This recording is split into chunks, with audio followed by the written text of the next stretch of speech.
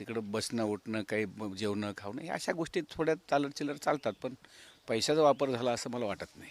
खरं तर दोन्ही पक्षाचे उमेदवार निवडून येतील, कमी मात्र थोडेफार कमी पडतील आणि ते आमचेच येतील आणि त्यानंतर महापौर जो आहे तो आमचाच होईल, असं तुमच्या भाषणादरम्यानचं वार्ड क्रमांक 16 आणि दरम्यानचं भाषणादरम्यान तुम्ही म्हणालात.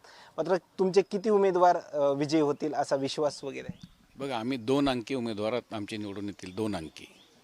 आणि मी जे 16 नंबर वार्डमध्ये प्रभागामध्ये जे बोललो की महापालिकेच्या ताल्याची चाबी आमची यशवंत सेनेजवळ आमच्या मित्रमंडळाजवळ असेल, एवढं निश्चित तुम्हाला सांगतो मी, आणि ते उद्या कळेल तुम्हाला.